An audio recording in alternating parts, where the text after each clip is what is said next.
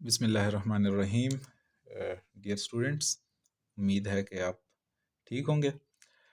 ये वीडियो तमाम उन कैंडिडेट्स के लिए है, मेल और फीमेल, जिन्होंने ईटा के थ्रू जो पुलिस कांस्टेबल की पोस्ट्स अनाउंस हुई थी उसका जो फिज़िकल टेस्ट जिन्होंने पास किया है और अब वो तैयारी कर रहे हैं ईटा के मेन एग्ज़ाम की यानी रिटन एग्ज़ाम की। ये वीडियो उन लोगों के लिए है। मैं पास्ट पेपर्स देख रहा था, उसमें जो सब्जेक्ट्स हैं जैसे इंग्लिश, जनरल नॉलेज, इस्लामियात, उर्दू वगैरह, ठीक है। आज उन सब्जेक्ट्स पे बात करेंगे और देखेंगे कि इन सब्जेक्ट्स की तैयारी हमने कैसे करनी है। पास्ट पेपर्स में जब देख रहा था तो उसमें जो इंग्लिश सब्जेक्ट है, ठीक है, इंग्लिश सब्जेक्ट में काफ़ी एरिया से वो सवाल पूछते हैं। जैसे कि जो सबसे पहले एरिया है वो है ट्रांसलेशन। ट्रांसलेशन वो आपसे ऐसे पूछते हैं कि आपको उर्दू में एक जुमला दिया गया होगा, उसकी आपने ट्रांसलेशन करनी होगी इंग्लिश में, ठीक है। इसी तरह इंग्लिश में एक जुमला दिया गया होगा, उसकी आपने ट्रांसलेशन करनी होगी उर्दू में। तो ये इंग्लिश टू उर्दू और उर्दू टू इंग्लिश।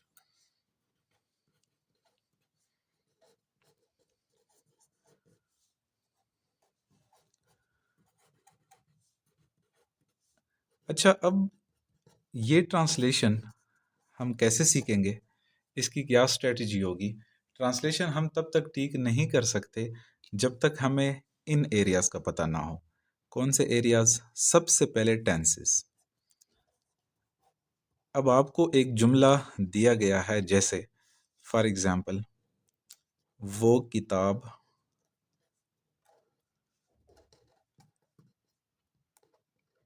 पढ़ती है। दूसरा जुमला है वो किताब पढ़ रही है। अब अगर हमने इन दोनों सेंटेंसेस को ट्रांसलेट करना है तो हमें टेंसेस का पता होना चाहिए। जब तक हमें टेंसेस का पता नहीं है तब तक हम ट्रांसलेशन नहीं कर सकते। ये ट्रांसलेशन के लिए पहली चीज़ है। दूसरी जो ज़रूरी चीज़ है इसके हवाले से वो है वोकैब। वोकैब किसे कहते हैं? वोकैबुलरी बेसिकली कहते हैं इसको। ये जो हमारे पास अल्फाज का ज़ख़ीरा होता है। अब कोई लफ्ज़ है जिस तरह मासूम, फॉर एग्ज़ाम्पल,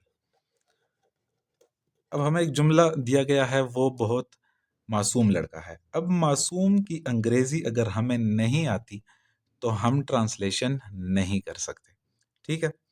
तीसरा जो इसमें इम्पोर्टेंट एरिया है वो है ग्रामर के रूल्स, ठीक है। ग्रामर के रूल्स का क्या मतलब? जैसे सब्जेक्ट वर्ब एग्रीमेंट क्या होगा, प्रेपोजिशन का सही इस्तेमाल हम कैसे करेंगे, वर्ब का सही इस्तेमाल हम कैसे करेंगे, कौन से फॉर्म ऑफ वर्ब इस्तेमाल करेंगे, फर्स्ट या सेकंड या थर्ड, ठीक है।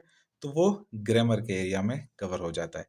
अब इन तमाम एरियाज के ऊपर हम डिटेल में वीडियो बनाएंगे, ठीक है। समझने की कोशिश करेंगे, पहले कॉन्सेप्ट समझेंगे, कॉन्सेप्ट के साथ फिर हम एक्सरसाइज करेंगे और आप लोगों को इंशाल्लाह मैं बहुत एक्सटेंसिव एक्सरसाइजेस करवाऊंगा, ठीक है। आप लोग मिल के मतलब इसकी तैयारी करेंगे। जो दूसरा एरिया है इंग्लिश में ट्रांसलेशन के बाद, वो है पार्ट्स ऑफ स्पीच की पहचान। अब पार्ट्स ऑफ स्पीच किसको कहते हैं, इसके ऊपर वैसे मैंने डिटेल में कंप्लीट एक वीडियो बनाई हुई है, वो आप देख सकते हैं मेरे चैनल के ऊपर, लेकिन मैं आपको दोबारा भी करवाऊंगा, ठीक है, डिटेल में। Parts of speech, for example, एक वर्ड है उसको अंडरलाइन किया और आपसे पूछ रहे हैं कि ये क्या है, ये वर्ड वर्ब है, ये नाउन है, ये कोई एडजेक्टिव है या कोई एडवर्ब है। तो इस तरह हमारे पास कुल मिला के 8 से 9 पार्ट्स ऑफ स्पीच हैं। इनके ऊपर मैं वीडियोस कुछ बना भी चुका हूँ और बना रहा हूँ आगे। मैं सिर्फ यहाँ पे आप लोग को, तो आपको एक सेंटेंस गिवन होगा, जैसे he is a smart boy, ठीक है, he is a smart boy.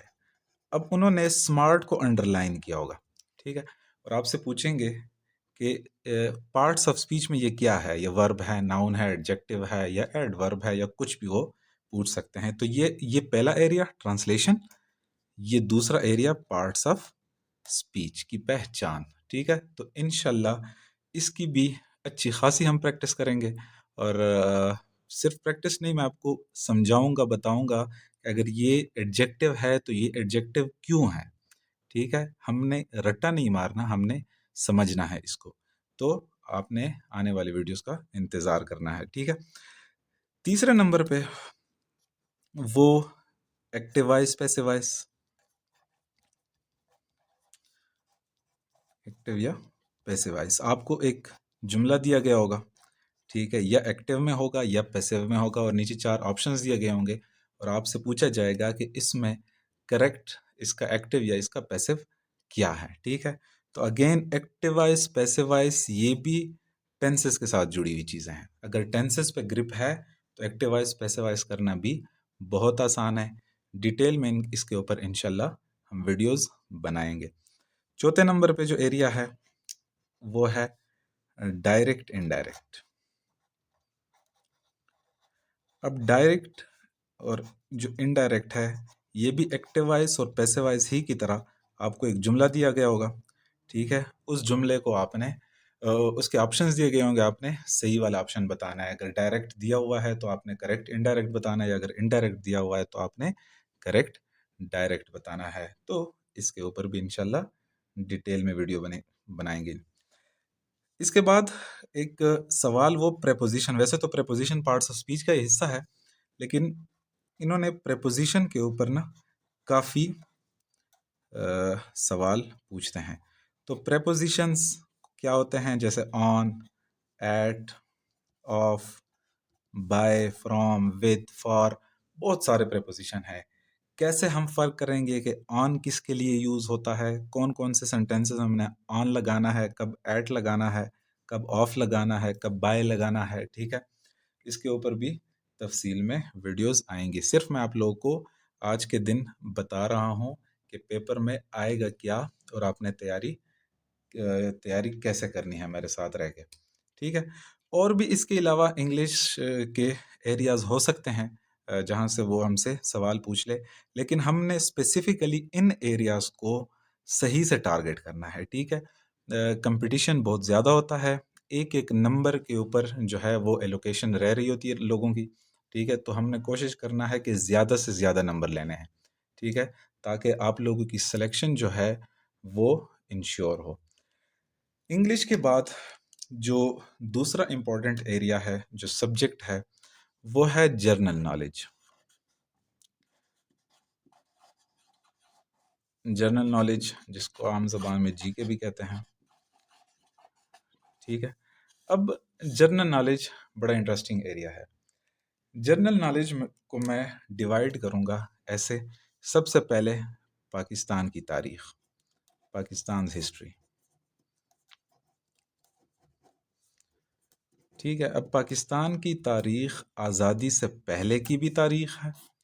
ठीक है, आज़ादी से पहले 1947 से पहले की जो तारीख है, और ये आज़ादी के बाद की भी जो हमारी सियासी और आईनी तारीख है, पॉलिटिकल और कॉन्स्टिट्यूशनल जो हिस्ट्री है आज़ादी के बाद, इन दोनों एरियाज। अब आज़ादी से पहले ये कहानी शुरू होगी कहाँ से, ये हम जो जंग आज़ादी है 1857, ठीक है, जो ईस्ट इंडिया कंपनी के ख़िलाफ़ लड़ी गई थी, ये वहाँ से हम कहानी शुरू करेंगे।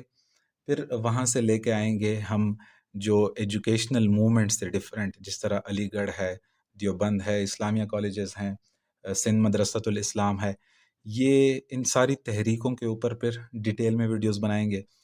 इससे जितने मैक्सिमम पॉसिबल एमसीक्यूज हो सकते हैं वो मैं आपको बताऊंगा, और जो इम्पोर्टेंट डेट्स हैं। ठीक है, उसके बाद अलीगढ़ तहरीक, अलीगढ़ तहरीक से फिर मुस्लिम लीग का बनना, मुस्लिम लीग के बाद जो मुख्तलिफ रिफॉर्म्स है, 1909 के रिफॉर्म्स है, 1919 के रिफॉर्म्स है, 1935 के रिफॉर्म्स है। ठीक है, इसी तरह फिर लखनऊ पैक्ट है, लखनऊ मुआहिदा जिसको कहते हैं। फिर उसके बाद हम आएंगे खिलाफत मूवमेंट के ऊपर। फिर उसके बाद मुख्तलिफ कमीशंस आई।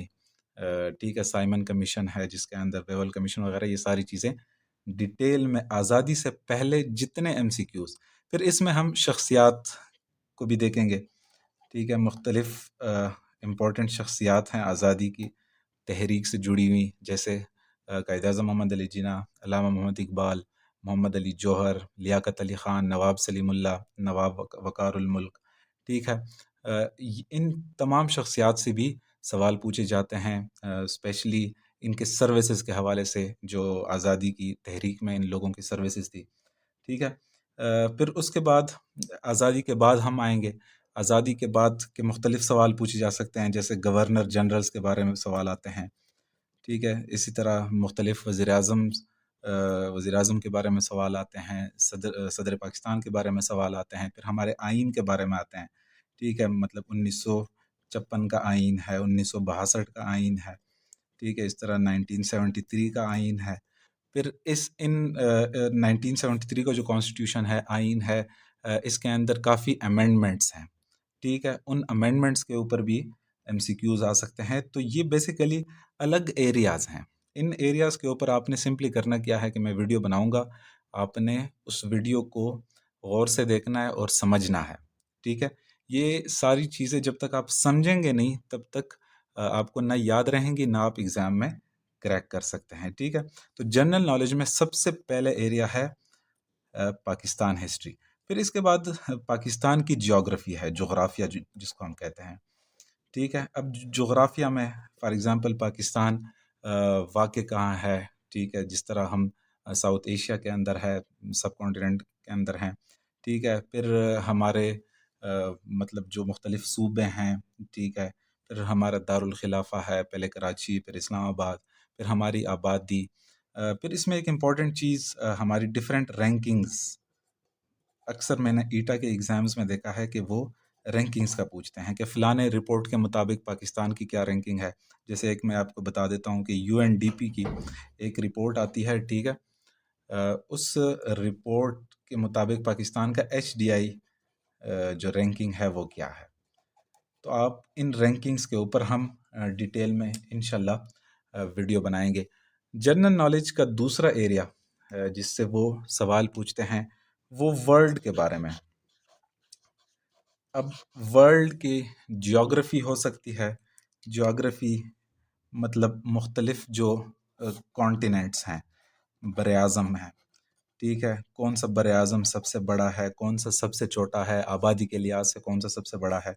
फिर मुख्तलिफ कंट्रीज़ के बारे में सवाल पूछ सकते हैं। जैसे मैं देख रहा था कि ऑस्ट्रेलिया की कैपिटल के बारे में पूछा गया था। ठीक है, अब काफ़ी लोग कंफ्यूज कर जाते हैं, वो ऑस्ट्रेलिया की कैपिटल को सिडनी समझते हैं, हालांकि वो सिडनी नहीं है। इस तरह टर्की के कैपिटल को जो है ना वो इस्तांबुल समझते हैं, हालांकि वो कैपिटल नहीं है। इस तरह करेंसीज पे सवाल आ सकते हैं।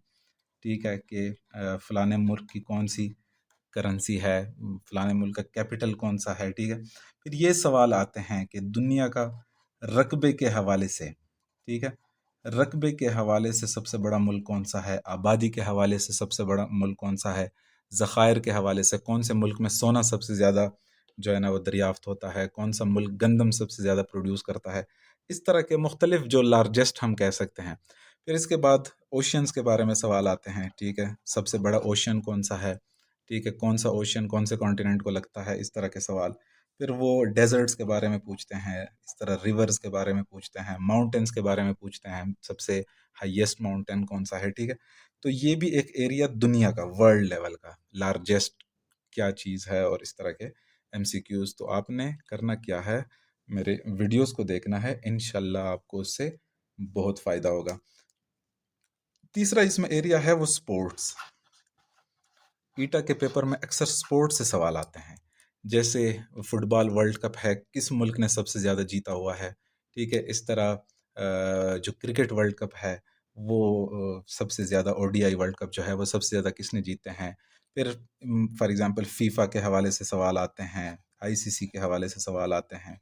ठीक है, इस तरह स्क्वाश से मैंने देखा है सवाल पूछते हैं, जान शेर खान ने ब्रिटिश ओपन कितने जीते हैं, इस तरह जहांगीर खान ने कितने जीते हैं। ठीक है, इस तरह के। तो ये स्पोर्ट्स के हवाले से भी मैं अलग से वीडियोस बनाऊंगा, सारे आपके एमसीक्यूज। ईटक में एक सवाल में देख रहा था, उन्होंने सवाल पूछा था कि ओडीआई जो वर्ल्ड कप्स है, वन डे इंटरनेशनल जो वर्ल्ड कप्स है, उसमें सबसे ज़्यादा वर्ल्ड कप्स में विकेटें किस बॉलर ने ली है। ठीक है, तो वो मैग्रा है।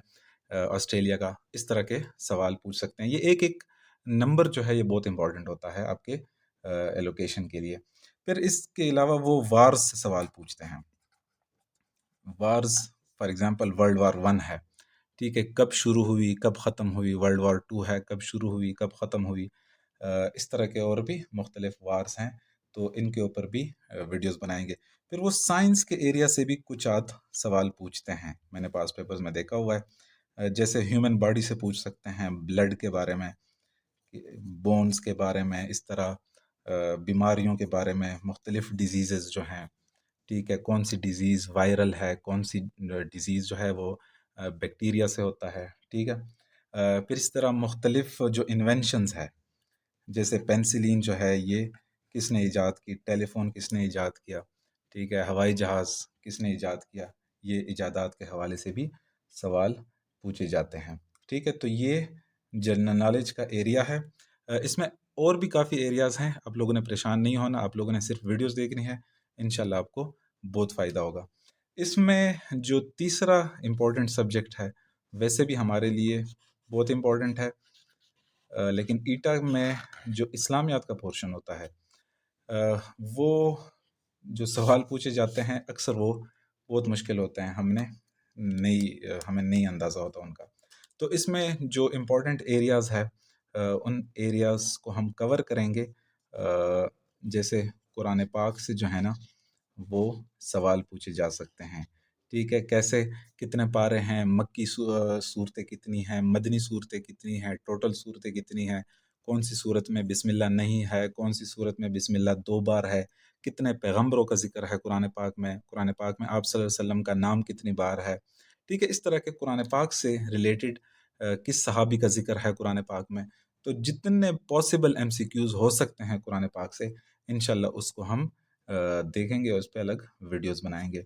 दूसरा इसमें जो इम्पोर्टेंट एरिया है वो है हज़रत मोहम्मद सल्लल्लाहु अलैहि वसल्लम की ज़िंदगी के बारे में, ठीक है? आप सल्लल्लाहु अलैहि वसल्लम कब पैदा हुए, कहाँ पैदा हुए, नबूवत कितने अरसे में मिली, आप सल्लल्लाहु अलैहि वसल्लम की पहली ज़ौजा का क्या नाम था?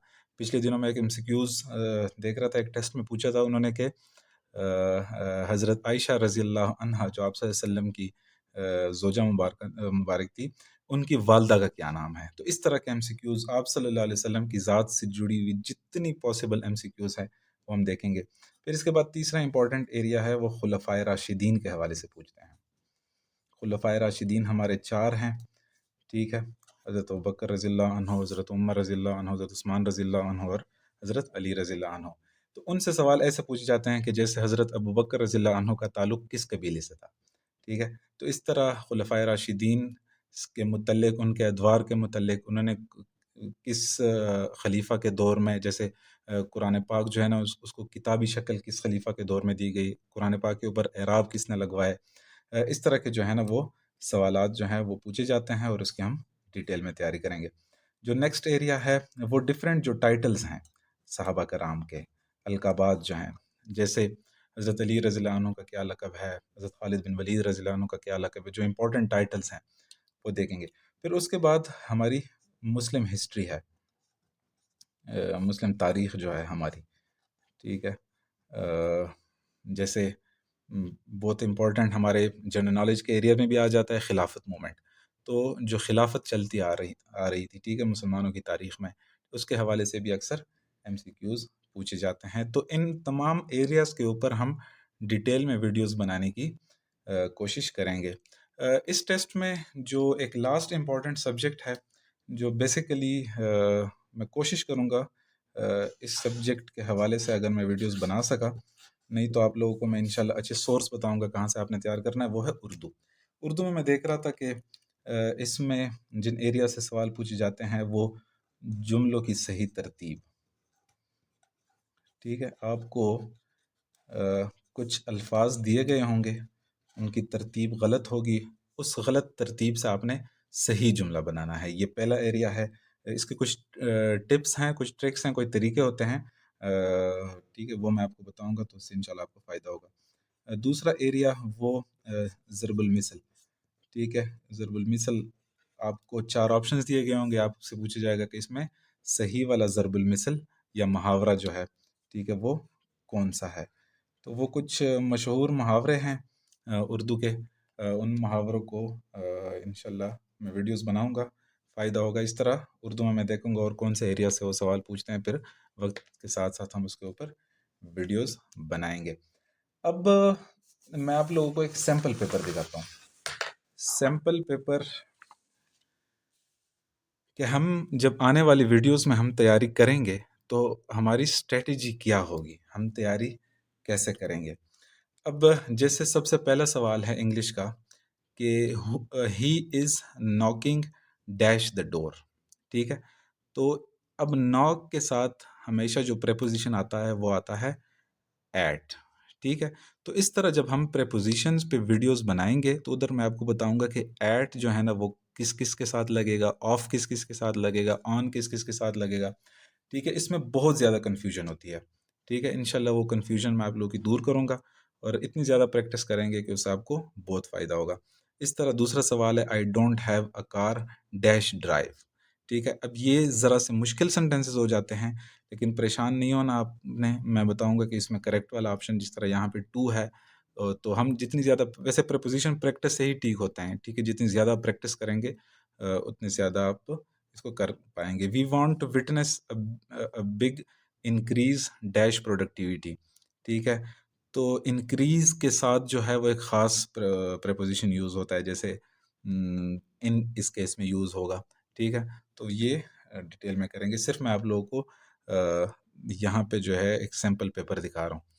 फिर एक सवाल है असलम एट एन एप्पल, ठीक है। ये आपको एक्टिव फॉर्म में एक सेंटेंस दिया हुआ है और आपसे पूछ रहे हैं कि इसका करेक्ट पैसिव क्या होगा। अब यहाँ पे अगर आप तब तक पैसिव नहीं कर सकते जब तक आपको ये पता ना हो कि ये किस टेंस में जुमला लिखा गया है, ठीक है। फिर उस टेंस को जब हम पैसिव वॉइस में कन्वर्ट करते हैं तो क्या रूल्स लगते हैं, जैसे an an apple is eaten by Aslam. अब ये टेंस जो है ये पास्ट इनडेफिनेट का टेंस है, ठीक है। तो पास्ट इनडेफिनेट का जो सेंटेंस है वो जाहिर है वो प्रेजेंट में तो नहीं हो सकता, ठीक है। तो वो किस में होगा, वो पास्ट में होगा। अब यहाँ पे देखे पास्ट में वाज भी है और वर भी है, तो यहाँ पे मैं वाज क्यों सेलेक्ट कर रहा हूँ, वर क्यों नहीं सेलेक्ट कर रहा हूँ। तो ये हम सीखेंगे कैसे, जब एक्टिव वॉइस पैसिव वॉइस की वीडियोस आप डिटेल से देखेंगे कि जब टेंस को हम एक्टिव से पैसिव में ट्रांसलेट करेंगे तो हमने किन किन बातों का ख्याल रखना है, ठीक है। इस तरह एक सेंटेंस दिया हुआ है he said I am going now, ये डायरेक्ट फॉर्म में दिया हुआ है, आपसे पूछ रहे हैं कि ये आप इनडायरेक्ट में इसका करेक्ट ऑप्शन क्या होगा। तो he said that I am going now. अब अगर हम देखें तो यहाँ पे ही सेड उसने कहा, तो पास्ट है, तो पास्ट है तो इधर आई एम नहीं हो सकता, ठीक है। तो आई भी गलत है। अब आई क्यों गलत है, यहाँ पे ही क्यों होना चाहिए, एम क्यों गलत है, यहाँ पे वाज क्यों होना चाहिए, और नाउ देन में कैसे हुआ। तो ये अगेन टेंसेस से जुड़ी हुई बातें हैं। तो जब मैं टेंसेस करवाऊंगा तो जो हम एक टेंस ख़त्म करेंगे फ़ौरन ही उसी टेंस के एक्टिव वाइज पैसिव वाइज भी करेंगे और फ़ौरन ही उसी टेंस के हम डायरेक्ट और इनडायरेक्ट भी करेंगे, ठीक है। इसी तरह जो मैंने आपको बताया था, जैसे पार्ट्स ऑफ स्पीच से सवाल आता है कि Ali is a fast bowler. अब ये लफ्ज़ अंडरलाइन किया हुआ है और आपसे पूछा जा रहा है कि ये पार्ट्स ऑफ स्पीच में क्या है, ये एडवर्ब है, ये एडजेक्टिव है या ये वर्ब है। तो हमें कैसे पता चलेगा कि ये एडजेक्टिव है, ठीक है। एडजेक्टिव के ऊपर जो है ना वो वीडियोस आएंगी, आपने वो देखना है। सारे के सारे रूल्स में तफसील से ये रूल्स समझाऊंगा, तो इंशाल्लाह आप गलती नहीं करेंगे। इसी तरह अली रन्स फास्ट, यहाँ पे भी फास्ट है और यहाँ पे भी फास्ट है, लेकिन यहाँ पे फास्ट जो है वो एडजेक्टिव है, यहाँ पे फास्ट जो है ये एडवर्ब है। तो ज़रूरी नहीं है कि एक लफ्ज़ जो है वो अगर यहाँ पे एडजेक्टिव है तो वहाँ पे भी एडजेक्टिव होगा, यहाँ पे ये एडवर्ब है। अब एडवर्ब क्यों है, हमें कैसे पता चला कि ये एडवर्ब है, ये अगेन अभी मैं आपको नहीं बताऊंगा, ये आने वाली वीडियोस में डिटेल में इंशाल्लाह हम करेंगे। अब थोड़ा सा जनरल नॉलेज की तरफ आ जाते हैं। The second governor general of Pakistan. अब फर्स्ट सेकंड थर्ड या फोर्थ, ठीक है, चार हमारे गवर्नर जनरल गुजरे हैं। रट्टा लगाने से आपको शायद याद ना रहे, ठीक है। तो हम जब मैं आपको हिस्ट्री पढ़ाऊंगा कि पाकिस्तान जब आज़ाद हुआ तो पहले गवर्नर जनरल हमारे बने कौन, कायद आज़म रहमतुल्लाह अलैह, ठीक है। फिर उसके बाद आपकी वफ़ात के बाद जो है वो दूसरे गवर्नर जनरल कौन बने, तो इस केस में जैसे ख्वाजा नाज़मुद्दीन है, ये दूसरे गवर्नर जनरल है, ठीक है। इनके बाद ग़ुलाम मोहम्मद की बारी आई, ठीक है। ग़ुलाम मोहम्मद के बाद आए सिकंदर मिर्ज़ा। अब सिकंदर मिर्ज़ा के हवाले से अक्सर सवाल ये पूछा जाता है कि ये हमारे आखिरी गवर्नर जनरल भी थे और ये पहले सदर भी थे, ठीक है। 1956 का आइन जब बना तो उसमें गवर्नर जनरल का ओहदा ख़त्म होके क्या वो सदर बन गया, तो ये आखिरी गवर्नर जनरल और पहले सदर थे, ठीक है। लेकिन यहाँ पे डिटेल में बात नहीं कर सकते इस वीडियो में, तो जब मैं पाकिस्तान हिस्ट्री पढ़ाऊंगा जनरल नॉलेज के सेक्शन में, तो इंशाल्लाह आपको ये सारी चीज़ें क्लियर हो जाएंगे, आपको रट्टा लगाने की ज़रूरत नहीं होगी। इस तरह world war one started in, अब वर्ल्ड वॉर वन कब शुरू हुई, ठीक है। 1814 में, 1914, 1916, 1919, ठीक है। तो इसका सही जवाब है 1914। तो इसके ऊपर भी तफसील में वीडियोस बनाएंगे। इसी तरह ऑर्गेनाइजेशंस, सॉरी मैं आपको बताना भूल गया, जो जनरल नॉलेज का एरिया है उसमें ऑर्गेनाइजेशन से सवाल आते हैं। ऑर्गेनाइजेशंस जैसे इम्पोर्टेंट ऑर्गेनाइजेशन है यूनाइटेड नेशंस है, अक़वाम मुत्तहिदा, ठीक है। इसी तरह हमारे पास IMF है, वर्ल्ड बैंक है। इसी तरह OIC है जो मुस्लिम ममालिक की एक ऑर्गेनाइजेशन है। इस तरह सार्क है, ठीक है, South Asian Association for Region Cooperation. इसी तरह SCO है, शंघाई कॉरपोरेशन ऑर्गेनाइजेशन। इसी तरह आसियान है, यूरोपीय यूनियन है, ठीक है। फिर ILO है, ठीक है, इंटरनेशनल लेबर ऑर्गेनाइजेशन। अब इनके सब के ये कब बने, इनके मेंबर स्टेट्स कौन है, कौन से ममालिक इनका हिस्सा है, ठीक है। और इनके हेड क्वार्टर्स कहाँ पे है, इससे अक्सर सवाल आ जाता है, ठीक है। तो ये इंशाल्लाह ऑर्गेनाइजेशन वाले उसमें हम कवर करने की कोशिश करेंगे। तो यूनाइटेड नेशन कब बना, ठीक है। अब ये जब हमें पता होगा कि जब दूसरी जंग अज़ीम ख़त्म हुई, ठीक है, जो कि 1939 में शुरू हुई थी, 1944 में ख़त्म हुई, तो 1945 में फिर जो दूसरी जंग अज़ीम के फ़ातिह ममालिक थे वो सारे बैठे और उन्होंने क्या किया, एक ऑर्गेनाइजेशन बनाई, यूनाइटेड नेशन 1945 में। इसकी प्रॉपर तारीख भी पूछी जाती है, 24 अक्टूबर 1945 को ये बना था। मेरे ख्याल से मैं शायद गलत ना हूँ, ठीक है। तो ये ऑर्गेनाइजेशंस कब बनी, इनके मकासद क्या हैं, ये काम क्या करते हैं, तो इसके ऊपर तफसील से। इस तरह नेक्स्ट है all India Muslim league was formed in. अब मुस्लिम लीग अगेन वही हिस्ट्री पे हम जब जाएंगे तो मैं मुस्लिम लीग की पूरी तारीख बताऊंगा आपको। अब अक्सर लोगों को साल का पता होता है कि 1906 में मुस्लिम लीग बनी, ये नहीं पता होता कि बनी कहाँ पे, ठीक है। तो चूंकि कंपटीशन का एग्ज़ाम है, वो आपसे किसी भी एरिया से पूछ सकता है, तो हम हर एरिया तैयार करेंगे। इस्लामियात में कुरान पाक की किस सूरा में 2 बार जो है वो बिस्मिल्लाह है, ठीक है। तो सूरह नमल में जो है 2 बार बिस्मिल्लाह है। सूरह तौबा में बिस्मिल्लाह जो है वो मेरे ख्याल में है ही नहीं, ठीक है। इस तरह सैफुल्लाह का लक़ब किस सहाबी रज़ियल्लाहु अन्हु का है, ठीक है। तो हमें वही टाइटल्स वाले सेक्शन में जब हम जाएँगे, ये मैं आपको सिंपली एक सैंपल पेपर दिखा रहा था कि पेपर जो आएगा तो इस किस्म का होगा, और हम जब तफ़सील से इसकी तैयारी करेंगे तो इंशाअल्लाह आपको कोई मसला नहीं होगा। बहुत शुक्रिया वीडियो देखने का। आप चैनल को सब्सक्राइब करें काइंडली, और कमेंट सेक्शन में लाजमी आपने बताना है, कोई सजेशन है आपकी तरफ से, मोस्ट वेलकम, ठीक है। कोई गलती है तो वो भी लाजमी हाईलाइट कीजिएगा, और आप लोग क्या चाहते हैं कि मैं इन एरियाज़ पे कैसे वीडियोस बनाऊं, किस सीक्वेंस से बनाऊं, ठीक है। हमने ये भी देखना है कि हमारा एग्ज़ाम कब है, उसके मुताबिक हमने जल्दी जल्दी इसकी तैयारी करनी है, तो आपने कमेंट सेक्शन में लाजमी बताना है, ठीक है। Thank you so much.